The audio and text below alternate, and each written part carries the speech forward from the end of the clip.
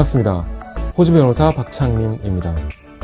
비자를 준비해서 결정하고 접수한 다음에 다들 승인되길 기다리고 계실 겁니다. 하지만 반드시 그런 건 아니죠.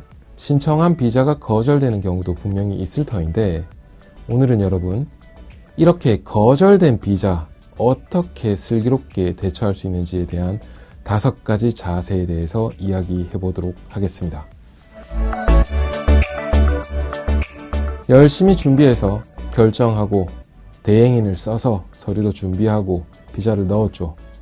그런데 안타깝게도 수개월, 수년에 걸린 그 시간 뒤에 비자가 거절됐다라는 통보를 받는 경우가 있습니다. 자, 이 경우에 가장 중요한 부분 하나는 첫 번째, 바로 이 거절 통지서를 똑바로 확인하는 일입니다.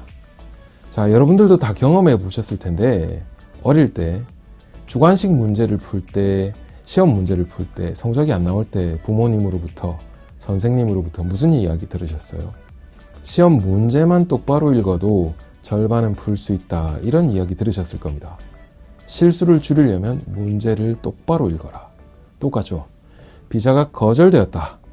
통지를 이민성은 여러분께 특별히 해준 겁니다. 그렇다면 그 통지서를 똑바로 달달달 확인하는 것, 바로 이것이 비자 거절에 대한 현명하고 슬기로운 대처 방법 제1순위라고 감히 말씀드릴 수 있습니다. 이 비자 거절 통지서에는 왜 이민성이 여러분이 신청한 비자를 승인해 줄 수 없고 거절할 수밖에 없었는지에 대한 그 명확한 사유가 나오게 되어 있습니다.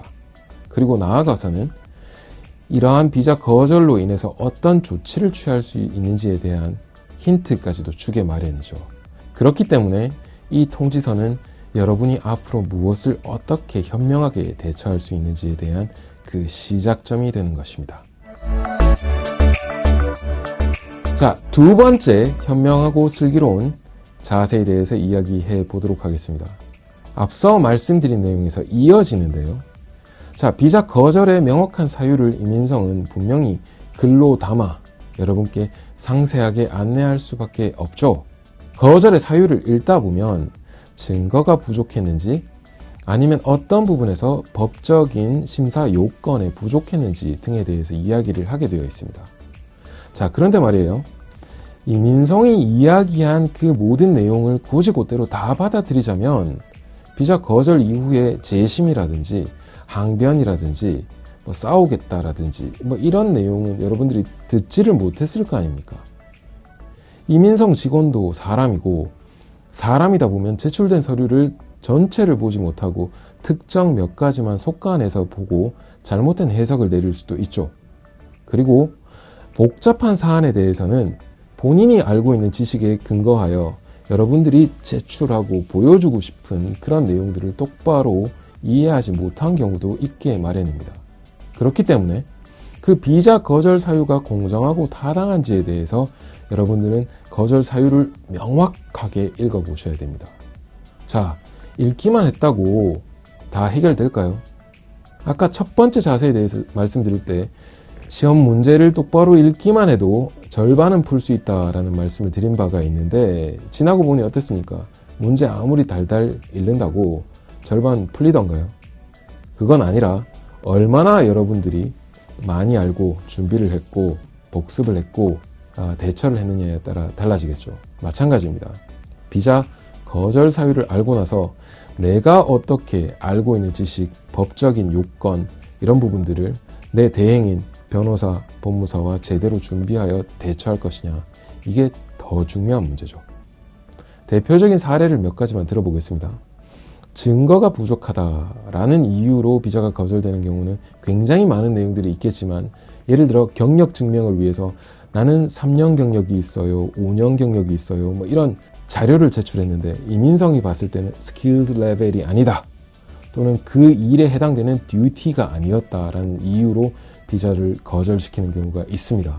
자, 그렇다면 처음부터 준비를 똑바로 해서 내 경력을 소명할 수 있는 자료를 넣었어야 되겠죠, 그죠? 근데 이런 증거 부족만의 이유가 아니라 이민성 심사관의 자질 부족, 해석 부족으로 비자가 거절되는 경우도 안타깝지만 굉장히 많이 있습니다.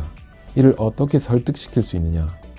여러분들의 몫이고 여러분들을 도와드릴 변호사의 몫이라고 생각합니다. 비자 거절에 현명하고 슬기롭게 대처하는 자세, 그 세 번째에 대해서 이야기를 해보겠습니다. 안타깝게도 비자가 한번 거절됐다고 해서 어느 누구에게나 모두에게나 재심의 기회가 주어지는 것은 아닙니다. 예를 들어 그 재심이 가능하기 위해서는 특수 조건들이 갖추어져야 되죠. 첫 번째로는 호주 온쇼 비자를 신청했고 호주 안에서 승인될 수 있던 비자를 신청했는데 거절이 되었고, 그 다음에 재심을 신청하는 시점에 내가 호주 땅을 밟고 있는 등 이런 기본적인 요건이 필요한 경우가 있습니다. 2021년 작년 하반기에 사업비자가 잘못돼서 아마 법무사나 변호사를 통해서 재심을 신청하시려고 하셨던 것 같은데 COVID-19 등으로 인해서 호주 입국이 안 되는 바람에 호주 바깥에서 재심 신청을 하신 분이 계시더라고요. 저희 사건은 아닙니다. 당연히 재심 신청을 위한 요건을 못 맞췄기 때문에 이분은 재심의 기회 자체가 상실되고 멸실될 수밖에 없습니다. 이 기회는 한 번밖에 없는데 말이죠. 자, 이분은 안타깝게도 올바르지 못한 조언을 듣는 바람에 본인의 영주권으로 갈 수 있는 최후의 기회를 놓치신 케이스라고 볼 수 있겠습니다. 여러분들 상황에서 내가 재심을 가고 싶다 손치더라도 나에게 그런 권리가 있느냐 없느냐를 확인하는 것은 시작 중의 시작이고 가장 현명한 자세 중에 하나죠. 시작도 못할 일에 왜 투자하고 아쉬워하고 후회합니까? 다음 방향을 빨리 모색하는 게 맞겠죠. 자, 모색하고 아무리 생각해도 나는 억울해서 안 되겠다. 그리고 이 재심만이 나에게 주어진 기회다라는 생각을 하게 됐을 때 여러분, 제가 딱 붙잡고 다시 한번 생각하시라고 말씀드리고 싶습니다. 왜냐고요? 바로 네 번째 현명한 자세가 바로 거기에 관련됐기 때문이죠. 나에게 권리가 있다 손치더라도 그 권리를 행사할 거냐 말 거냐에 대해서 다시 한번 생각하십시오. 왜냐고요? AAT 재심 신청은 신청비만 하더라도 호주 달러로 3,000불입니다. 거기에 변호사나 법무사 누구에게 맡겼든지 간에 professional fees라고 해서 법률 비용이 발생할 수밖에 없죠. 그리고 재심을 신청했다고 해서 내일 당장 재심의 기회가 주어지는 것이 아니라 히어링이라고 하는 그 심리는 적어도 수개월에서 길게는 3년 넘게 걸리는 경우들도 있기 때문입니다. 자, 예를 들어 관광 비자를 신청하셨다가 비지터 비자죠. 그게 잘못되어서 재심을 가야 되는 상황이 되었습니다. 자, 그러면 재심 가는 기간 동안에 일을 할 수 있는 권리도 없을 가능성이 큰데 일도 못하는 상황에서 돈을 쓰면서 생활하며 호주에서 수개월에서 수년을 버티는 게 의미가 있을까에 대한 이런 현명한 고려책들을 생각하는 게 맞겠죠. 그리고 실제 승산이 없는 비자 거절에 대해서 재심을 가는 게 여러분들 뜻이라면 그 과정 내에서 내가 뭘 생각할 수 있는지에 대해서 똑바로 생각해야 되지 않겠습니까? 그 부분을 도와드리는 것조차도 현명하고 슬기로운 변호사가 해야 될 일입니다. 여러분 주변에 그런 변호사 있으신지요? 없다면 다시 한번 생각하시는 게 맞습니다. 자, 비자 거절이라고 하는 상황이 발생했을 때 어떻게 하면 현명하고 슬기롭게 대처할 수 있을지에 대한 5번째 내용입니다.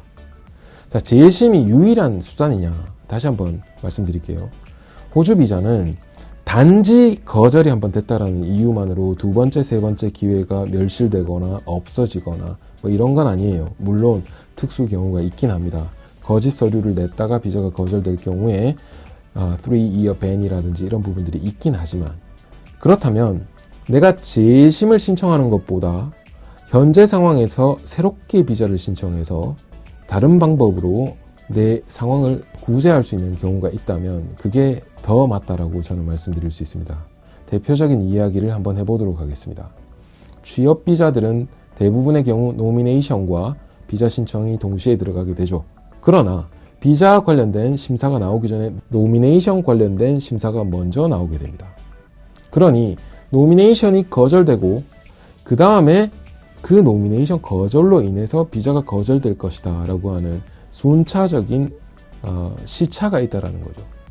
그러면 회사가 고용주가 나를 지원하던 과정 중에서 그 노미네이션이 먼저 거절되었다면 나는 비자 거절을 당하는 것보다 그 짧은 시간 안에라도 다른 비자를 신청할 수 있는지 없는지를 확인하는 게 더 중요하죠. 그렇게 해서 문제를 풀어가는 방법들이 얼마든지 있습니다. 대표적인 제 클라이언트의 예로 레스토랑 매니저 자격으로서 비자를 신청하셨는데 어떤 이유에서건 간에 노미네이션이 거절이 됐습니다. 비자가 펜딩되어 있고 뭐 이런 상황이라고 가정하더라도 이때 노미네이션 다시 넣고 비자를 거기에 이어서 넣는 방법들도 얼마든지 가능하죠. 물론 비용이 듭니다. 하지만 이 경우에 노미네이션을 성공시켜서 비자까지 이어질 수 있는 이런 현명하고 바람직한 자세도 얼마든지 있을 수 있다라고 말씀드리고 싶습니다. 이민은 아는 만큼 보이게 되고 보는 만큼 여러 다양한 방법에서 대처할 수 있고 나에게 가장 유리한 방법들을 찾아갈 수 있다라고 저는 믿고 있죠. 여러분들은 어떤 걸 믿고 계십니까? 여기에서 원래 기획한 대로 슬기로운 대처 방법 5가지를 마무리할 수 있었으나 한 가지 더 말씀드려야 될 것 같습니다. 여러분, 비자가 거절됐을 때 한 가지만 생각하지 마시고 다양한 의견을 들어야 됩니다. 그러나 그 의견을 듣는 과정 중에서 초절정 전문가의 의견을 듣는 것이 정말 중요하겠죠. 법무법인 박앵코는 전문 이민팀을 통해 이러한 비자 거절, 노미네이션 거절, 비자 취소에 관한 복잡하고 힘든 문제에 전문적인 의견을 드리고 있습니다. 그렇기 때문에 저희 법무법인 박앵코에 부담 없이 여러분 상황을 문의해 보십시오. 저희가 친절하게 하지만 냉정하게 여러분 상황이 어떤지에 대해서 의견 드리도록 하겠습니다. 자, 이쯤이면 여러분들도 충분히 현명하고 슬기롭게 대처하실 수 있지 않을까 생각합니다. 자, 오늘 꿀팁 이 정도에서 마무리하겠습니다. 들어가세요.